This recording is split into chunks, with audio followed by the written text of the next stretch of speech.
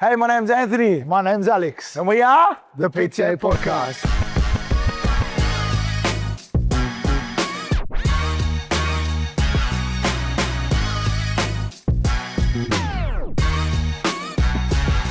Hey everybody, thank you for tuning in again for another episode of the PTA Podcast. Alex, welcome. Welcome, but before bro. we start, what do we always say? Like, follow, subscribe, and if you want Anthony off the podcast, just message me privately. YouTube and Spotify. You almost had it, bro. Alrighty. Today's episode, topic in particular, is all about how we can be able to get people to understand that they're not too busy to train. They're just very bad at prioritizing their time. Now, I'll talk about a couple of conversations I've had with clients about prioritizing time. And while I'm doing that, think about some of the stuff that you've kind of, in terms of advice that you've given to people as well. Because I truly feel like the people that listen to this episode may be able to get some perspective, because we hear a lot of, Anth, I can't train anymore, I've got no time.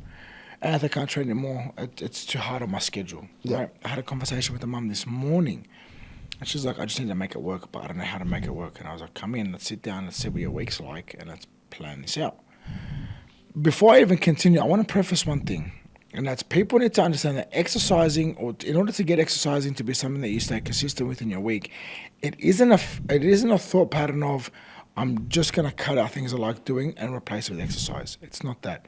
It's the conversation around, how can I integrate anywhere between 2 to 4 days a week of exercising into my week to ensure that I can stay consistent with exercising and look after myself, as well as do everything else for everybody else I need to do, right? And so some people always say to me, you don't need to train 2 to 4 days a week, even though you'd like to. What you're going to stay consistent with is 2 days a week. So let's start with that. And if we can look at integrating more days because you can make it work, and you know you want to prioritize the 3rd or 4th day, okay. But let's start with 2, and let's make that something you can stay consistent with. And the days you're not at the gym, I'll give you stuff to do away from the gym, right? You got targets with steps, you got targets with sleep, you got targets with nutrition. So there's definitely stuff to focus on outside of the gym on the days you're not at the gym. But I always find that when we talk about it from that angle, the shoulders go from like stressed out, worried to a bit more relaxed. Because I know from the body language and the facial expressions, it's like, okay, we've got an ability to kind of be on the same wavelength here. Let's see where this goes. Yeah. Because for me, like when it comes to, and I know I'm digressing, but I'll come back to the topic.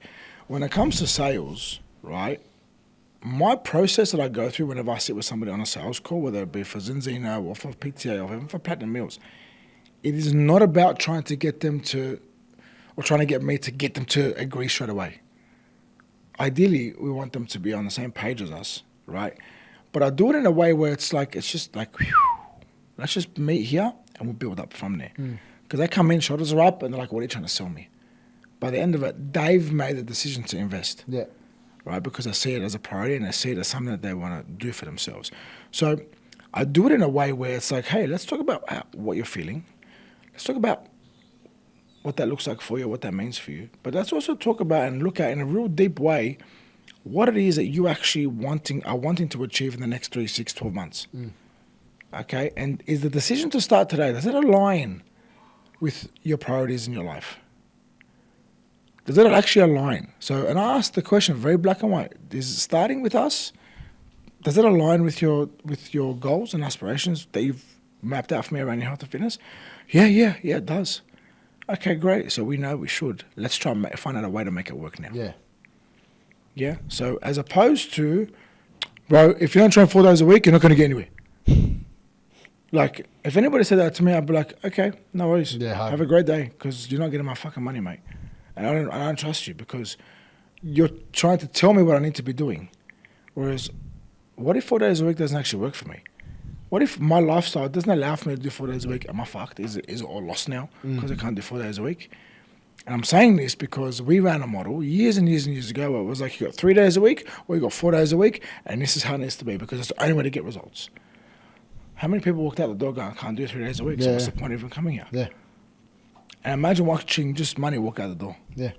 And I visualized it as well. I'm like, this fucking person's going to walk away from a life-changing opportunity, but it's not their fault, it's my fault.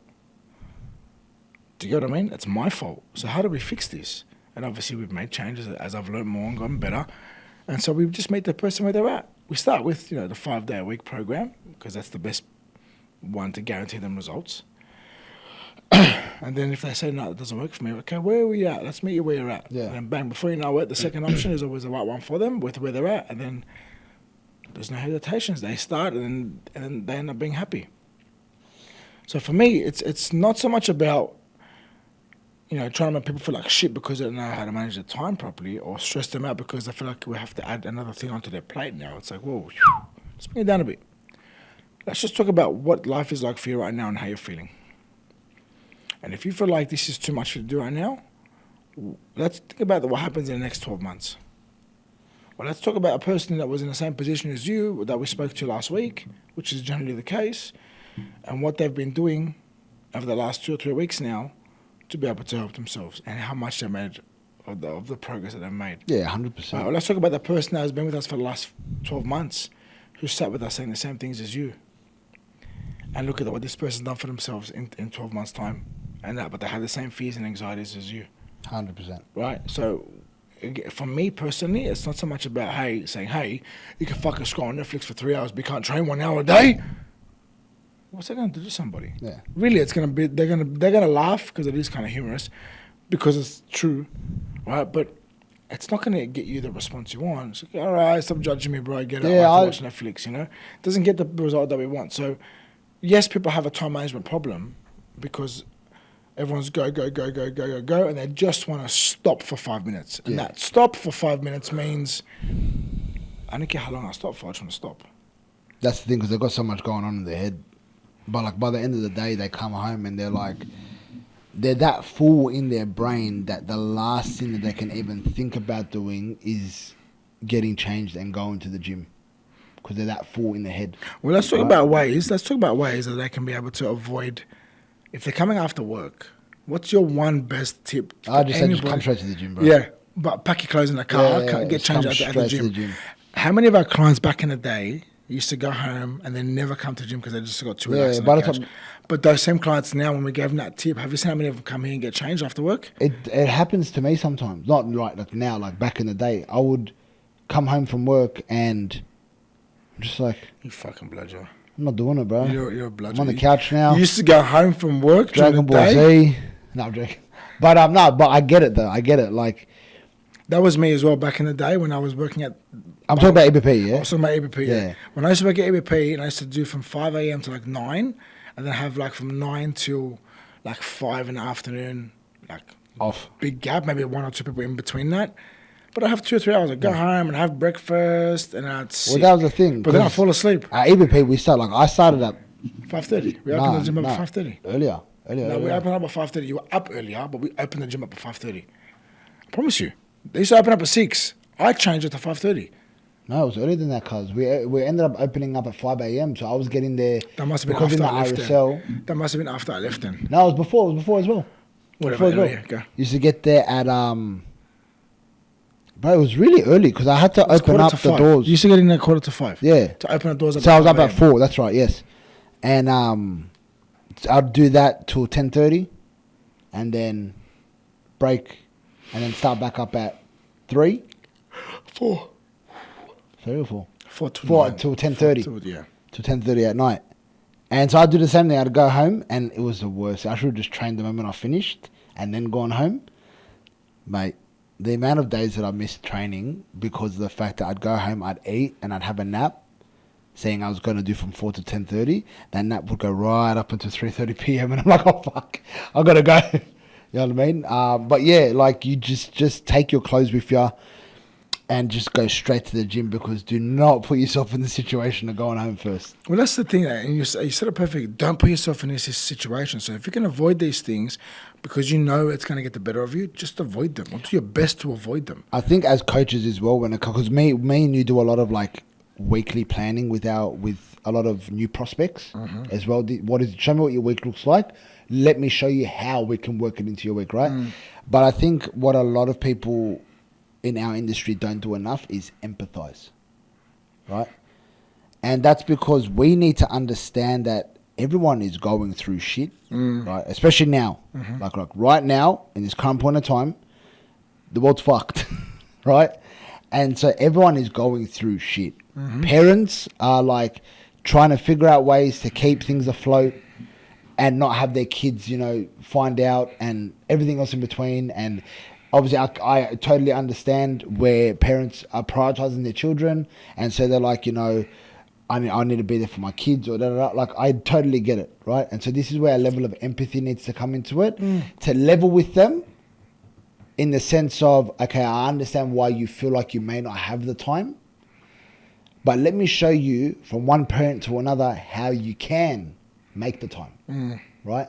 And so it's starting with a level of empathy and then giving them a level of reality, right? And then showing them that reality will tell you that you can do it a minimum twice a week.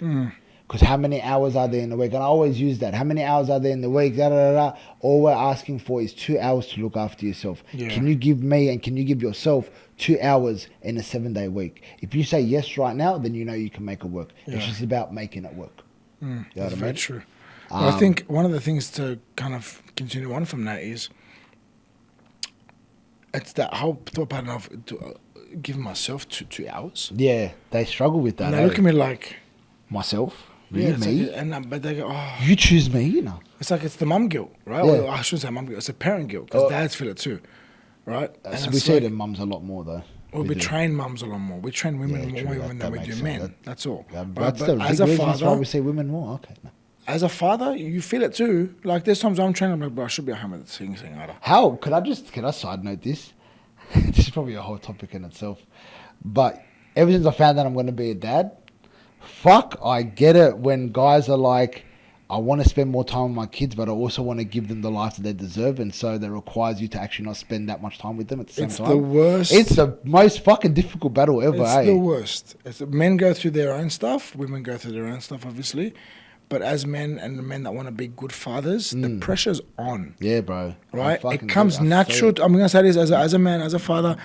There are so many things that come natural to a woman because they have this beautiful nurturing nature about them that we have to be fucking told what to do and how to do what to do, how to do it. Like, we love very differently to how a mother loves. Yeah. I'll give you a really good example. I love by teaching Arthur respect and by being stern and explaining to him. I know he's not even 2 yet, but I do this. Jess loves by going, it's okay, come. It's that nurturing. And she's like, don't. I'm like, I looked at her, I'm like, what are you doing? Move. How's he going to learn? Move, and so that as well. But also the other thing is, Arthur, respect your mum, respect your elders. That's my job. Don't yell, don't hit, don't bully. Share. People can play with your toys. It's okay, right? Obviously, Jessie is very good at doing what she's good at, which is being like an amazing mum. But as a father, and he's a boy, I get him way more than she does because he's a boy and I'm a man. So when I see him acting like a full buffoon, bro, you should see Dad's face. like Dad is zero, that's fucking Anthony. like zero fear with everything he does. She's like, what's this kid doing? Bro, every time he runs past the table, I'm like, cuz, watch your head. He's full proper like 1,000 miles an hour, right? But the scary thing is, everyone that sees my son that has seen me at that age, they're like, he's got nothing on you. I'm like, come on. Yeah. I said, no, you were worse than You were that. fucked. You were so much more energetic than that. I wouldn't say worse. You were so much more energetic than that. Our grandmother's like, he's 100, you were 1,000. Yeah. And I was like, geez, okay. So Dad had grace at 30 years old. Sorry, guys, for what I did. Anyway, But, so going back to that, but it's very important to actually note that because this is where it all stems from. When I get a young girl or a young guy going, cuz, I haven't got time, or Anthony, I haven't got time. It's like, shut your fucking mouth, bro. You got all the time in the world. You're 18 years old. You're somebody I'm not going to empathize with because you have all the fucking time in the world. Yeah. Unless they choose, I'm not going to get upset with them. I need to preface this. I don't get upset with people that go, I just don't want to train because I'm working full time and I'm at uni full time and it's just too much. I go, that's cool. That's cool. But as something to walk away with, there is a cost to inaction and there is a worse version of you that chooses to do nothing with your health. Right? Just bear that in mind before you completely come to terms with the fact you're not going to look after yourself. Just bear that in mind. And if you want more detail about what what a worse off version of you is going to look like, we can have a conversation. Because I can give you data. I can give you experience. I can give you thousands of clients I work with over the years that have come and gone and regretted stopping when they stopped. Yeah. Right? And we're thankful for coming back and starting again when they did. Right? But I can also give you a parent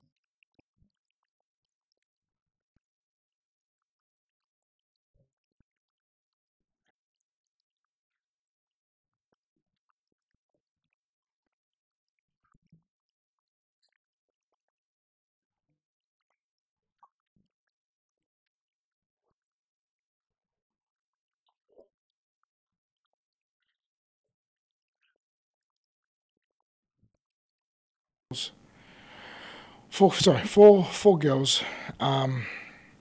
Unfortunately, she's going through a divorce. Still makes it into. Wanted to come in, and so came in and sat with me. And she's like, I don't even know why I'm here. I said, what interested you to come in the most? Like, what was the biggest interest? She goes, you just spoke to me in some of your posts, and I really resonated with what you were saying, and I just want to see what you can offer me and how you can help me. And then we went down the conversation, and we ended up getting her onto the package that gives her 2 times a week. And she said to me, I've been training here for 6 weeks, and I was at Pilates, Reformer Pilates, for fucking 6 years. I said, yeah. She goes, I have never seen results like this in my life. And I was there 4 days a week, 5 days a week, and I did not get the progress in my body the way I have from 2 days a week in the last 6 weeks doing strength training, right? And I just said to her, I said, thank you. Like, we both know that Reformer Pilates gets you to, like, from there to there, but it stops getting you results. People stay with it because they enjoy it, not because it's good for results, right? It's actually not. There's no data to support it because there's no planning with that, right? And so when we look at what we can do for somebody, it's just have the conversation first. Because everyone's definition of busy is different. Yeah, exactly right. But everyone's definition of priority is also different. This is why I say to people, to all people, we're all busy. Like, fuck. Like, that to me does not warrant a good excuse to look after yourself anymore. Right? I can't, I'm busy. Like, probably busy. Like, everyone's busy. You want to see my calendar? There's no breaks in my day. I just go back to back and I have a 10-minute break and I quickly eat and I keep going. We're all fucking busy. Yeah. I was supposed to call Ben today. We were busy. I forgot to call him. Like, you know what I mean? I forgot to call him on time. Fuck, you're slack, bro. I know. I feel like a dickhead. Ben. I'll call you but next I did. time, bro. It's disgusting behavior, right? But see what I'm trying to say? Like, but I prioritize certain things. Yeah? And one of them, it will always be a priority to me. It's like, okay, if I can't get that 2 hours to myself that I like between, you know, taking my time warming up, getting my session done, doing my recovery, that's okay. What's the most important part of what I do with that training session? It's the training. Cut off the hour. Do an hour. Don't worry about sauna today. Just get the fucking session done. Because that's the most important part. Yeah, exactly right. Right? Unfortunately, people, they'll sit there and say, because it's not perfect, there's no point doing it. And I disagree wholeheartedly. Because perfect doesn't get you a result. Consistent gets you a result. Do you get what I mean? Yeah. And so when somebody says to me, Anthony, I'm too busy, I can't, I say, just breathe. If people shut it off, it's because they feel like they're adding another thing onto their plate. Yeah, badly. And I'm a big believer in, you may feel like you're adding another thing onto your plate, but let's look at what you're actually doing. Maybe let's take off some stuff that's actually not allowing you to make the progress in the areas of your life that you want, and then replace it with things that are actually going to get you the growth in the areas that you want. Yeah? People need to stop looking at training like it's a thing to do to lose weight. It's not. That's a byproduct. Yep. It's not the key driver. It's not the key reason. Right? The ones that don't get the results here are the ones that are solely focused on fat loss and weight loss. The ones that get the results here and keep them are the ones that focus on a healthy lifestyle. Just being better. Nourishing your body and being really strict on themselves, not all the time, but strict enough on themselves to say, I need to follow this plan. Yeah. Because the priority is health. Right? There's that many things, pieces of data and research. And the doctors that are talking about it are screaming at the top of the fucking mountaintops now about what exercising does for Alzheimer's disease. Yeah. Right? What Very, supplementing very, on very omega-3 does for Alzheimer's disease. What are the two things? And eating, nourishing your body well, what it does for bone density and muscle preservation and muscle building, which plays a key role in Alzheimer's disease. Right? What are the three things that I run in terms of business? What do you mean? Platinum Training Academy. Oh, Platinum Training Academy is in Zeno and Platinum Mills. And Platinum Mills, right? There's a reason why I went into this field. There's a reason why I chose to go do my nutrition studies. There's a reason why I've spent so many years trying to get good and smart and understand supplementation, and really looking at what they do to our brain health, and what we need and what we don't need, and what goes into those supplements and the ingredients in them. There's a big reason for that, and I'm telling everybody in this podcast is for a reason. It's not because of the fact that I want to be jacked and lean. Yes, I want to be a DILF. Yes, we do. Right? But that's just a joke. I want to be fucking healthy. Right? I want my internal health to be good. I want my clients' internal health to be good. I want our parents. I want our grandmother. Right? I want my son. I want your child and future children. You know, I want I want my in-laws. I want my wife. I want our people around us that we serve to be healthy. So my integrity tells me align with things that you can be able to direct people to. No one likes to be sold, Alex, but people like to buy. So what do? You just remind them about what should be a priority and meet them where they're at so that they can come to the realization themselves through the way in which you kind of just guide them through the conversation about what the actual priority is. Yeah, 100%. Do you get what I mean? And so again, we're all busy, but we need to look at what we prioritize. Because there's some people who are busy or complain about being busy and can't look after themselves. I have no issues getting smashed on a weekend, drinking their fucking to their drop and taking drugs and then being nothing and nowhere for their kids. They have no issues doing that on a Saturday as a way to escape, but they have every issue with spending like that less than what they spend on that shit to look after themselves. Yeah. They have a big issue with that for some reason, which makes no sense to me. But it makes no sense to me. Right, it is. You're right. It's priorities, but to me, it makes no sense because why would you knowingly do something that's going to ruin you long term? People get upset that they get cancer later in life. But that's the thing. People don't think of that. People think of the right now. It's the instant gratification. I just want to live my life. I want to switch off. I want to relax. It's like your idea of living your life is getting fucked up. It's the wrong idea. Yeah. Right, and this is coming from somebody that used to get fucked up because he wanted to live his life. Right, trust me when I tell you, it's the wrong idea. 100%. Because you lose. 100%. And then you put a mask on. Like you're Mr. fucking top-notch sick cunt. Because you have this image to keep up with. Right? And I'm talking from experience. I'm not talking to judge. I'm talking from experience. You have this image that people assume of you, and you got to fucking keep it, bro. And before you know it, that is just very exhausting. Yeah, hard out. And then you think to yourself, I need to align better with what I'm saying and what I'm doing and who I actually am. It was at that point, Alex, that I realized that I have so many opportunities in front of me that are there to grab, that I can actually serve my community a million times better than I was at that given point in time. Right? And this is why I pulled you aside and said, bro, we've got to do this meal prep company. That's why I said to you, I'm going to go and get my new nutritionist course done and then move on to being a dietitian because I want to serve the people of Platinum Training Academy and the community of Platinum Meals 1,000 times better. Right? Because when we have that behind us, we're able to actually diagnose and treat. When we can diagnose and treat, in my opinion, the right way, how many people get better and stay better? Yeah, of course. Right? But it comes back to what am I going to prioritize? All right? I'm 34 years old. I started studying when I was fucking 16. Yeah? That's over 16 years of study. Right? That's 18 years of study. Right? Continuously studying. Why? Just to help people. Because I prioritize it. And now I have a little boy who watches me every day. And I read stuff about the way a son looks at his dad every single day. And I think to myself, this is special. This is really special. This opportunity doesn't scare me.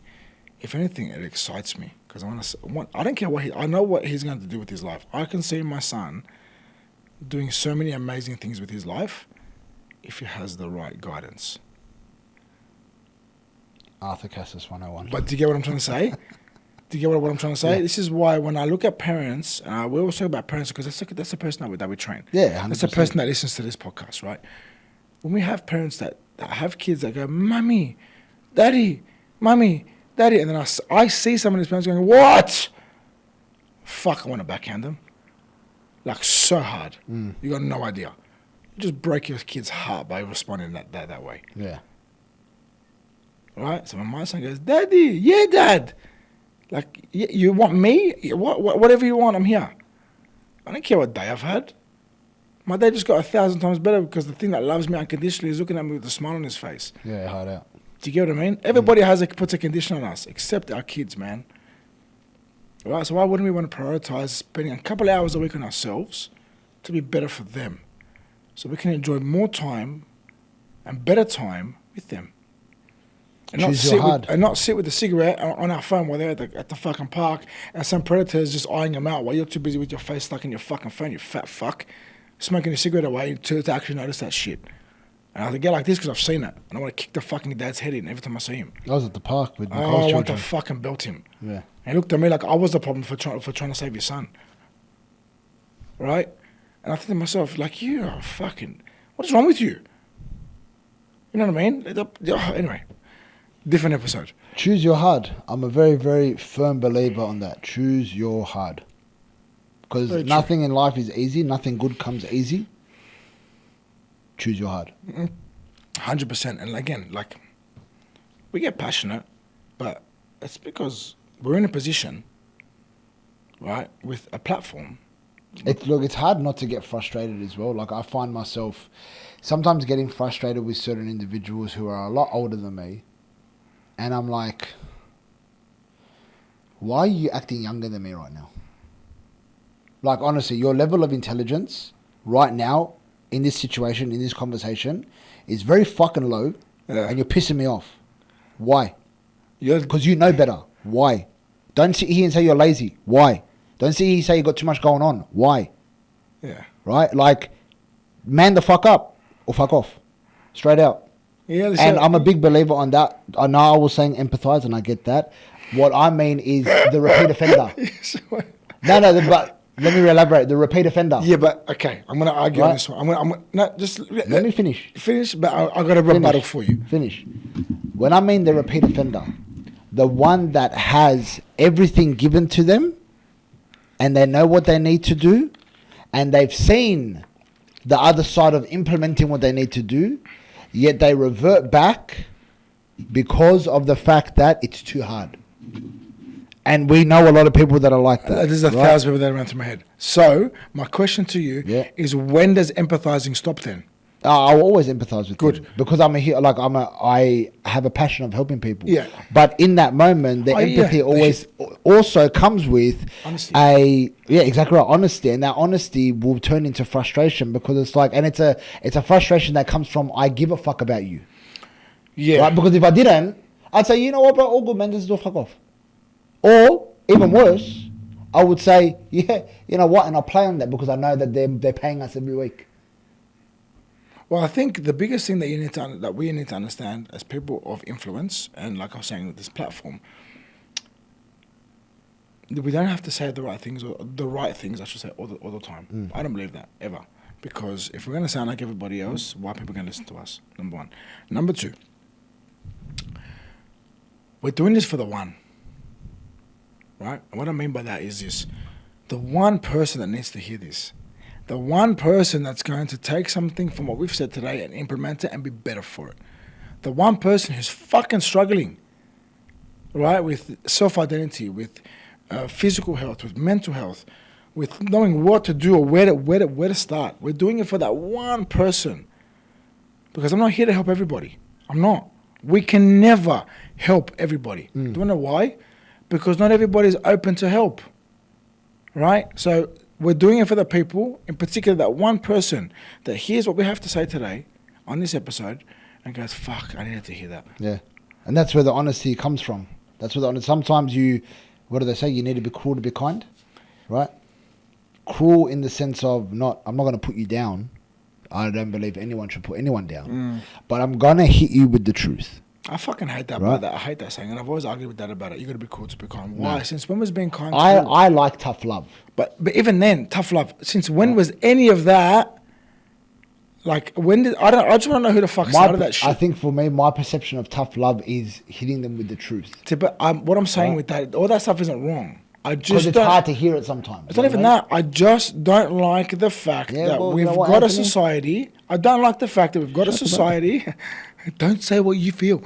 I don't like the fact that we have a society that does not like to hear the truth, and when they do hear an opinion that differs from their own, it's hate speech.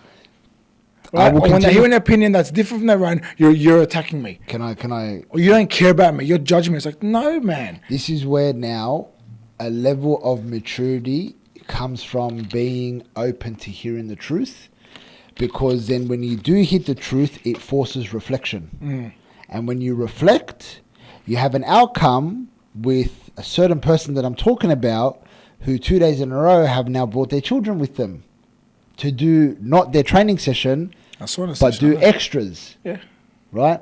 And so I sit there and I'm like, you know what? It's happening. I'm proud. It's happening. I'm proud. It's fucking 10 years with this asshole, but it's I'm happening. proud because of the fact that we kept going with hitting him with the truth, and it got frustrating, and there were a lot of, honest conversations that need to be had, but at the end of the day, twice this week, and twice last week when I was closing. There you go. Yeah.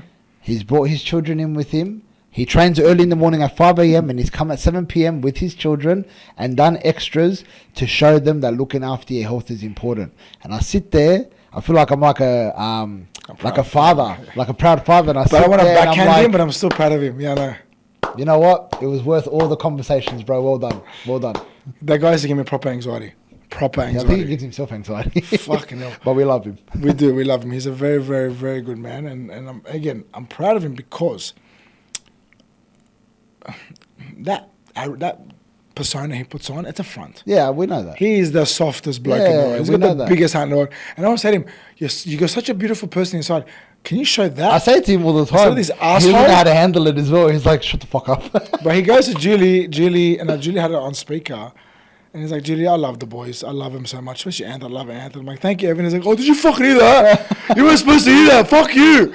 And I was like, but bro, who cares? He told me, no, you're not. Fuck, I wanted to think that I hated you, so you kept looking after me. I'm like, I didn't look after you because I thought you fucking hated me. I looked after you because I care about you, idiot. But, just that as an example, I was like, this guy's like, to me personally, you don't need to be like that with people, right? Just be yourself. And you'll attract the right people, and the wrong people will fuck off. Yeah. But when you're exposed to enough hurt and hatefulness and dirtiness in this world, you do stuff like that as a protective mechanism. It can harden you, yeah. It can harden your heart. It does. It hardens the heart. Exactly right. You do it as a protective mechanism. Half the shit that we say on here. I said that we love you. Fucking hell. Half the shit that we say on here. Because you freaking taught us, mate. I think about it and I'm like, fuck, man, Dad was right, bro. One day we're going to sit there and go, yeah, Dad said so. We used to laugh at him. When we used to laugh at him, go, I never said that. Yeah, I know. Now you know what, Tim? I'm going to bring him on. We're going to bring him on for an episode. I think we should. Yeah. I think that'd be really cool. And Ben put a box of tissues in the middle of the table. That'd be really cool. Nah, he's a mad dog. He's a mad dog. Don't you... I say it to him all the time. Stop calling your dad a mad dog. I don't call Dad. Stop calling him a sick bitch. I hate it. I freaking hate it. I call my dad away from him, and then when I'm with him, I call him Arthur. That's better, but don't call Dad mad dog. I say to him all the time. Don't call him a sick bitch. I'm going to throw a table at you next time we do that. I swear to God. My dad hates when we swear, and I literally look at him and go, fuck, Dad, you're a mad cunt. And he's like... He smiles, but at the same time, he's like, I want to jab you for swearing right now. Now that you're going to cop it even worse when your child comes. I'm going to cop it even worse. Get it out of your system now, because once your child comes, you say, you wouldn't get the word out, bro. And it's down your throat. Oh, that's funny. Anyway, team, thanks for tuning in. We really appreciate the support. Don't forget, like and subscribe to us on YouTube and Spotify. Thanks, guys. Thank you.